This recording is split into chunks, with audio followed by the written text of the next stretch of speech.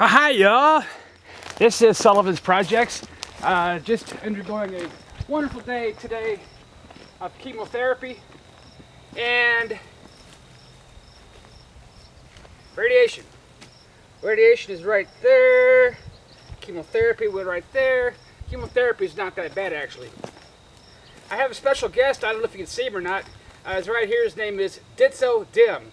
And Ditso Dim is one of our very few guests, but in light of the fact that FLOTUS, not float us, but the First Lady of the United States made an awesome speech tonight that so far, though no Trump has been able to plagiarize, we'd just like to interview Ditso Dim here about his reaction.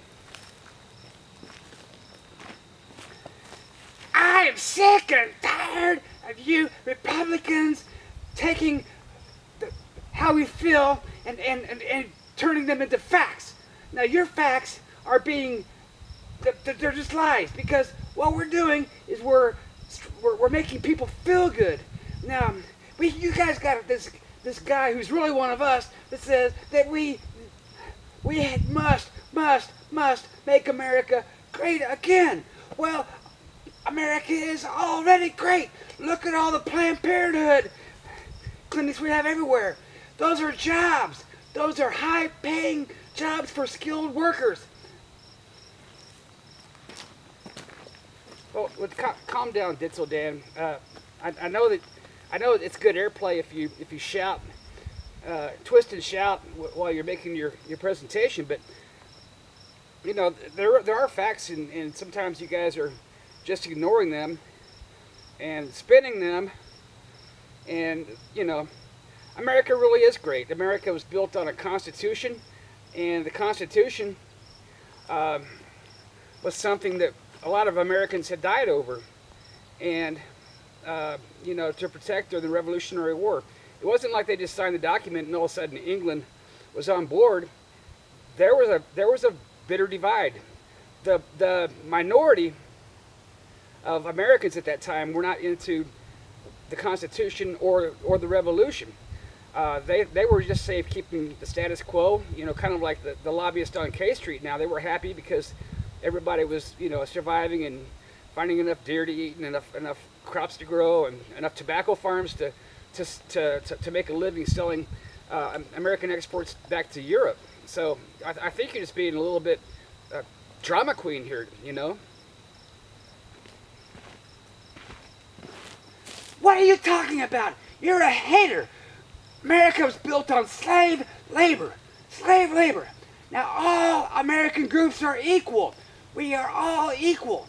We are all equal. It says in the Constitution, we are all equal. The blacks are equal to the Hispanics, who are legal. They're equal to the illegals, who are equal to the illegals, who are equal to the Jews, who are equal to the Hare Krishnas, who are equal to the Buddhists, who are equal to the Hindu, who are equal to the Muslims who blow up little kids in Israel. They're all equal. We deserve to have a chance. We are standing on ground. This soil was built by slaves. Well, it's very interesting, Ditso Dan, but I would just like to remind you that the Republican Party was born out of an effort to defeat your slavery. You all, in the name of your constitutional state rights, were basically doing what the Chamber of Commerce is doing for the Republican Party right now, and that's encouraging slave labor. Now, we can call it different things, you know, but basically it is slave labor, you know. The argument can be made that some of the people living in Philadelphia or Kansas City or Denver or Dallas or San Francisco who have darker skin and can trace their lineage back to slaves, they probably have it a lot better than they do right now in Rwanda, Burundi, South Africa, Nairobi. Well, not Nairobi, but there is the Mathare Valley, which is very poor there and ignored by President Kenyatta and Vice President Ruto. But actually, we really have it pretty good here. If you were to take a lot of people in Kenya right now, and that's my favorite country, I think this is going to be their century, other than the United States, of course, they would agree that they would much rather be here in America with our opportunities than living in Nairobi. Well, you haters, you're lying again. You always lie, and you get away with it. You are just haters.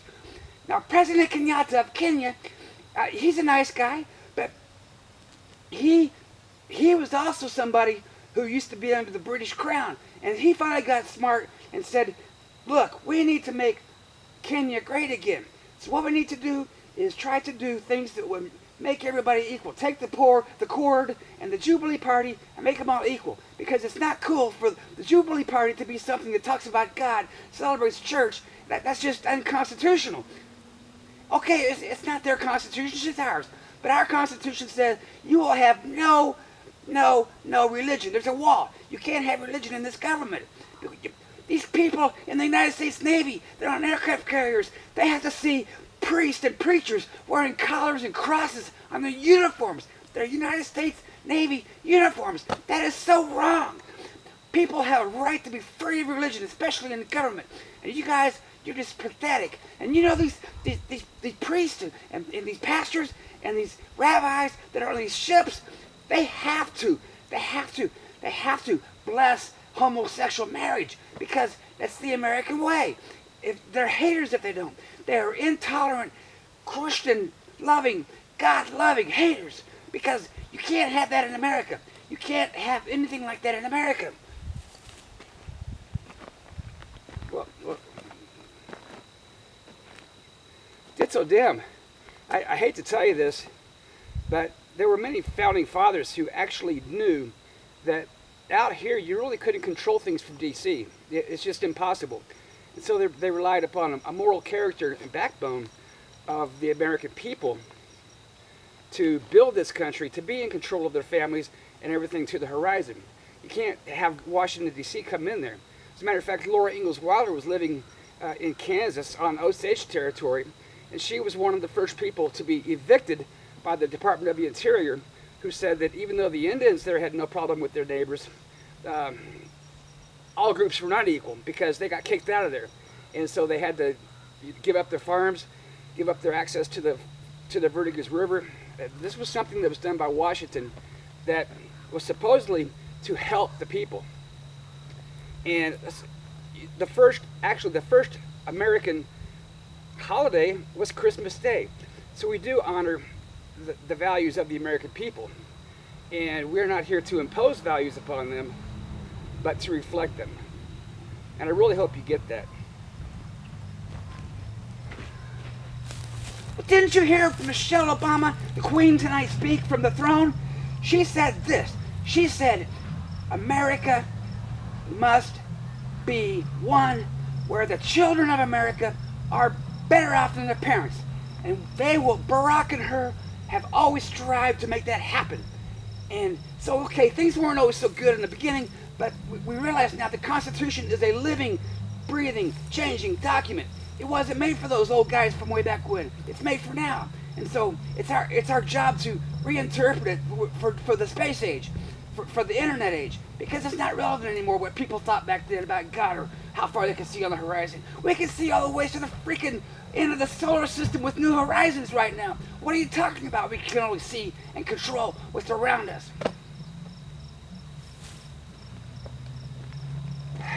Well, it's so Dan, I know you're sick and tired of the truth, but the truth is, you know, before the Constitution was something called the Declaration of Independence, and that basically outlined the motives behind why America was breaking free from the monarchy in the UK. And that reason was very simple. We are given rights endowed by our Creator. And I'm very sorry this didn't make it into the Constitution, but the precepts they were trying to defend by declaring independence were the right to life, including those 3,500 a day, 5 million in the next 4 years slaughtered in Planned Parenthood clinics. Liberty is us in control as the king and queens of the households in our communities and families of our destiny. And the pursuit of happiness. Now, you guys think you have the corner on pursuit of happiness, but what kind of better America are you leaving your children if all they're going to get under the Christmas tree is an empty box with a bill in it for a $19.3 trillion deficit? Really, what kind of better America are you leaving off for those kids? And we do have a lot of problems. What we have to do is, first of all, get people like Kelli Ward in there who are going to be in there for 6 years. 6 years. Now, Clinton or Trump will be impeached within a year. There's just no doubt about it. They both picked really good vice presidential candidates, and they're going to carry us through 2020. We are going to be so shell-shocked by the plans that really come out of Donald Trump's administration if he wins. America just won't have the tolerance for that kind of takeover. And he is going to change the world as an outsider.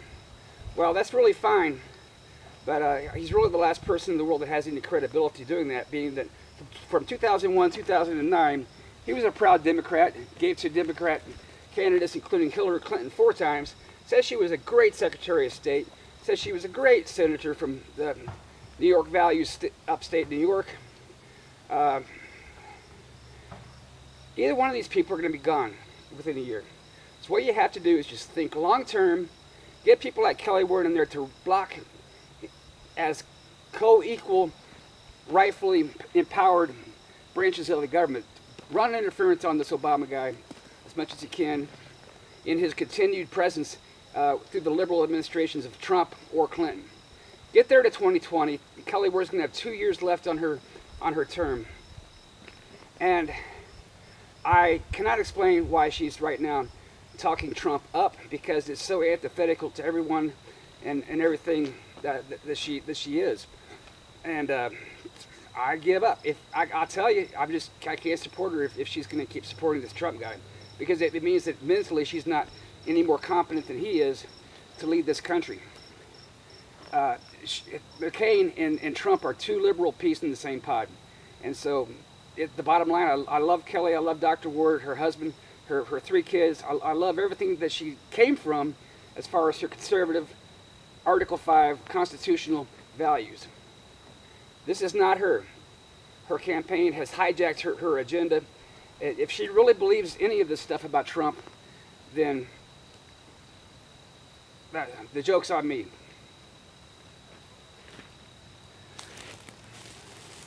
Well, I just want you to know, Obama is going to go on